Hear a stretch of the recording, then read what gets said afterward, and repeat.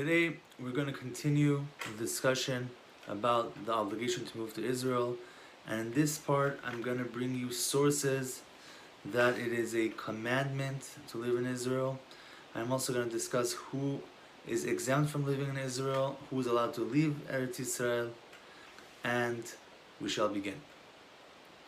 It says in Masechet Ketuvot, one should always live in Eretz Yisrael, even in a city where the majority are idol worshippers, rather than living outside of Eretz Yisrael, where there is a majority of Jews. Whoever lives in Eretz Yisrael is like someone who has a God, and whoever lives outside of Eretz Yisrael is like someone who has no God. As it says in Vayikra, to give you the land of Canaan, to be a God for you. As we know, the person who lives in Israel, he has bigger reward for keeping the mitzvot.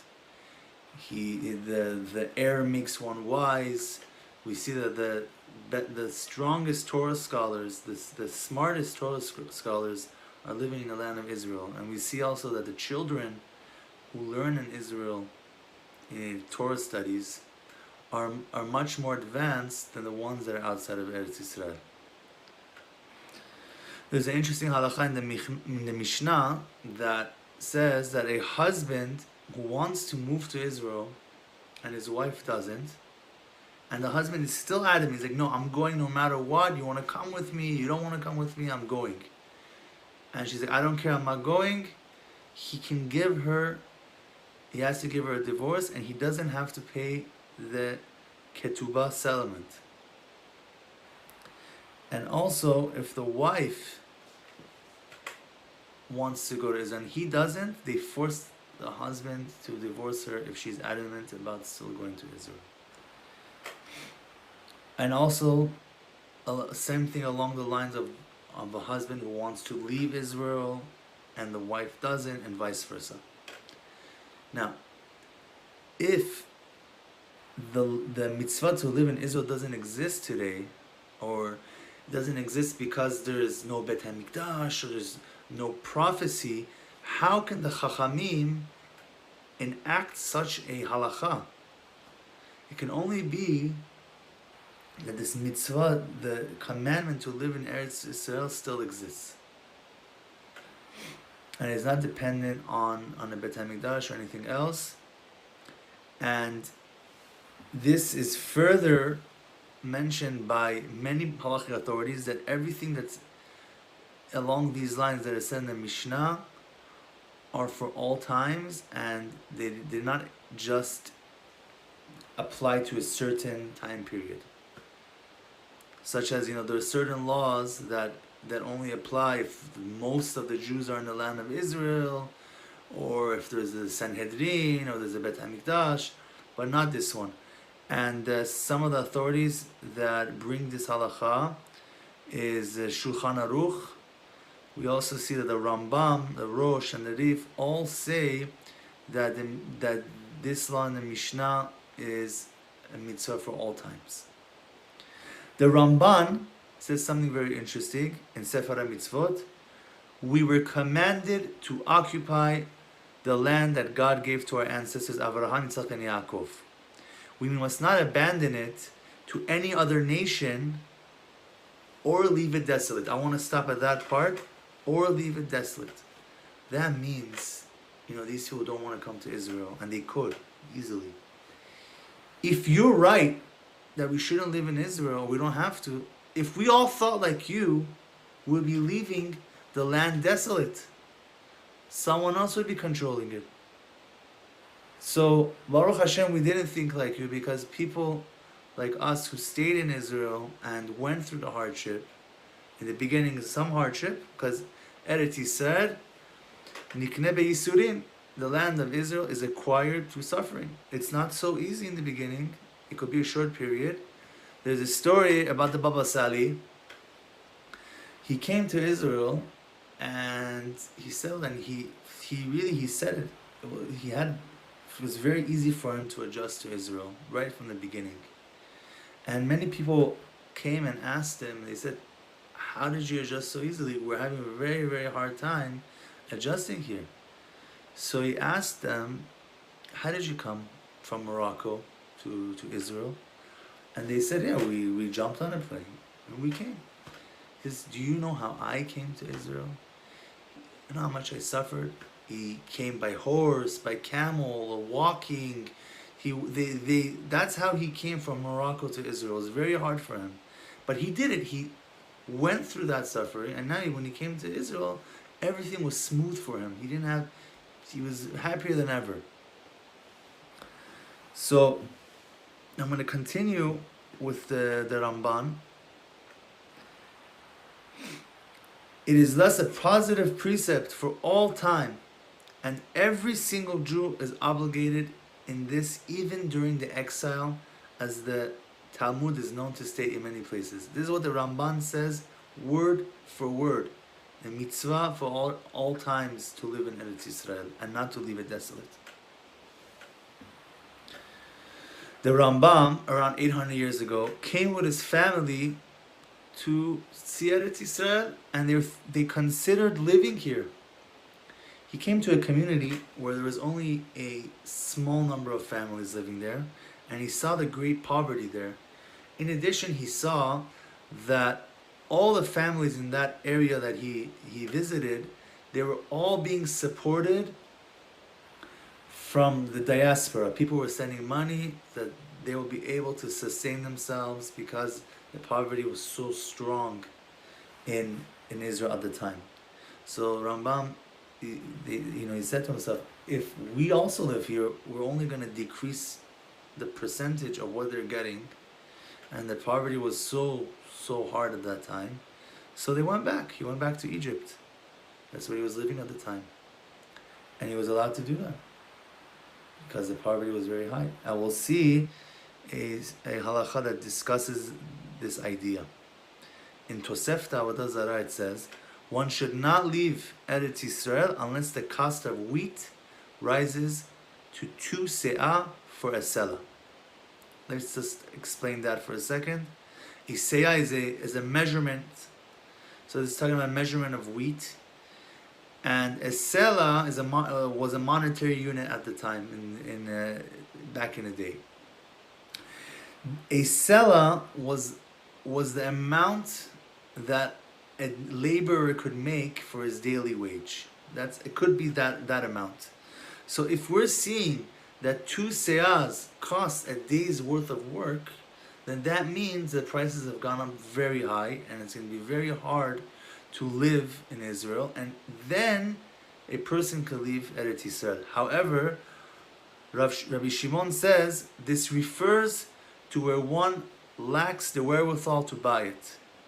But if he has the wherewithal, then even if 1 se'ah of wheat costs 1 selah, he should nevertheless not leave Eretz Yisrael. So that means if he's a man of means and he can afford this inflation, high prices, then he is not allowed to leave Eretz Yisrael. So people who use the excuse, oh, I'm poor, I don't have money, that does not apply today anymore. Almost all people, they have a roof on their head, there's electricity, there's heating.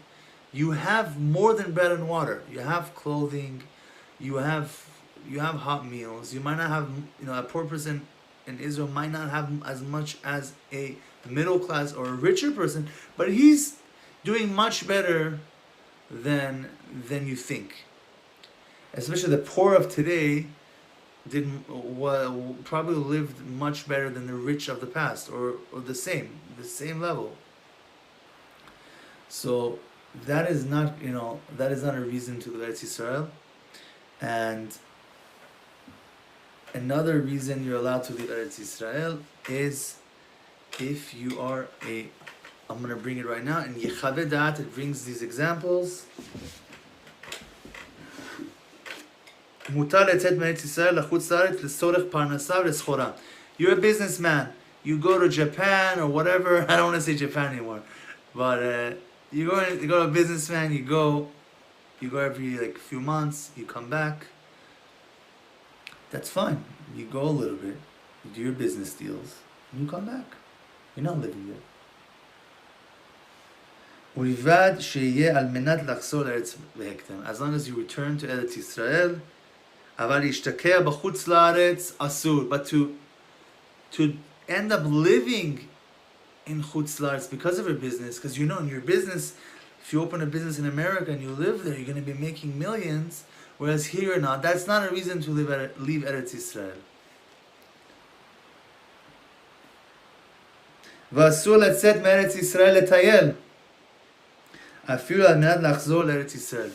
You want to go on a vacation. You know, it's interesting. I'm not going to say any names, but one of the first coronavirus victims was an Israeli who went to an Asian country for his, like a, I don't know, 20th anniversary or something like that. He went with like some of his family members. He's an older person.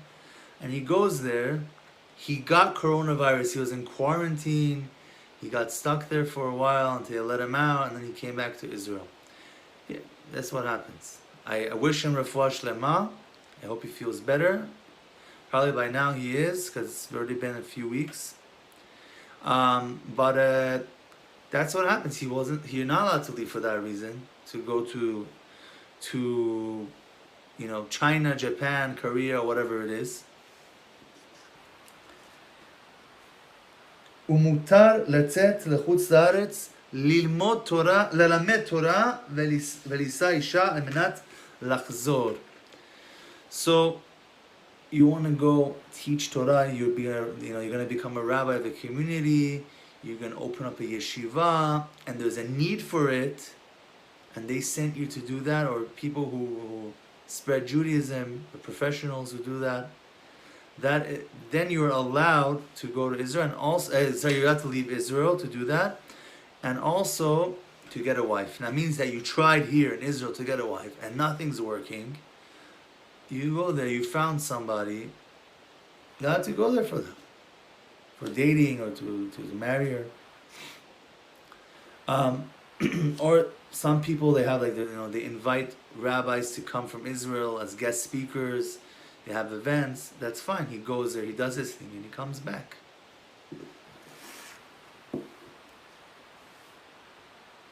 Another reason, people do shlichut. They go on a mission to collect money for their institutions, for their yeshivot. They're allowed to leave Israel to do that. Again, they have to come back.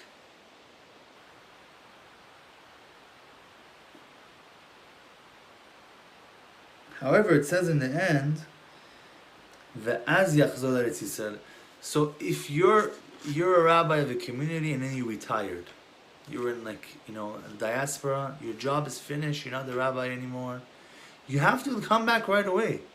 So that's why I don't understand that a lot of the people who go there, they used to be rabbis or they used to be teachers and now they're retired and they stayed. And not only that, the rabbi of the community is supposed to tell his congregants throughout the years about the beauty of Israel and to encourage them either little by little or not little by little, fast, to come right away to Israel. So I don't understand why that's not being spoken about enough, at least publicly. I've heard firsthand of communities that the rabbi got up, he said, everybody, we are moving to Eretz Yisrael, we're planning everything, who's coming with me? And almost all of the synagogue came with the rabbi and they moved to Israel together. What a beautiful thing. I met someone from that community. It was in New York. Another reason that you're allowed to leave Eretz Yisrael, Kibud Av Va'em, one who wants to visit his parents, he's allowed to do so. And let me see if there's another one mentioned here. These are the main ones, and I don't think that most people fall under that category. What is your excuse not to come to Israel right now? If you don't fall in that category, you should be here right now. I would like to, at this juncture, just mention a few of the expulsions that the Jews had throughout the years. And I want to tell you that history repeats itself, and wherever you may be right now, know that it's going to come to your country also. God forbid. But that's what's been going on. We see that, I'll just bring a few dates. In 19 CE, Tiberius ordered the expulsion of all the Jews of Italy if they would not abandon their faith. In 50 CE, Claudius expelled them from Rome. The expulsion from England, 1290, where 16,000 Jews were removed from its borders until 1650. Expulsions of France, 1306, 1394, and they only returned in 1789. The famous Spanish Inquisition, 1492 to 1497, and after that they also were exiled. When they went to Portugal, they got exiled again. We have, during the time of the Black Death in 1348, the Jews were expelled from many places in Europe, especially in Germany. Jews were prohibited from living in Russia from the 15th century until 1772. There was another expulsion in Lithuania, 1495, Prague, 1744 to 1752. I can go on and on. I just wanted to bring those. There also were some reasons. There's some cases that it didn't have to do with an expulsion. The Jews just escaped. That's what happened in many of the Middle Eastern countries. After 1948, the Arab countries wanted the Jews out. They made life very hard for them. And the Jews got up and left, most of them, without their property, with nothing in their hands. They were either kicked out or they ran away, as also in Iran, Egypt, Syria, Lebanon, all these places. The Sephardic Jews had to leave everything, and they came out of those countries. Some came to Israel and some didn't. We see history repeating itself again and again. Why do you think that it won't happen in America? Why do you think it won't happen in France again? There was one in France, as I mentioned, England. And this reminds me, when I was a child, I was in the Holocaust Museum, and I remember that they had like a photo of the victims, and there was a button you can press on each picture that described, it was like a dialogue, and not a real one, it was a made-up dialogue about what the people spoke about at those times. And I remember that they were having the conversation, and one said to the other, well, no one's gonna take Hitler seriously. We're gonna get by. It's not a big deal. It's gonna pass. And unfortunately, we saw that wasn't true. So these are the sources. I didn't bring every single one. So I ask, if I'm wrong, please tell me. I've yet to see someone say that anything that I've said here is wrong. Thank you for listening.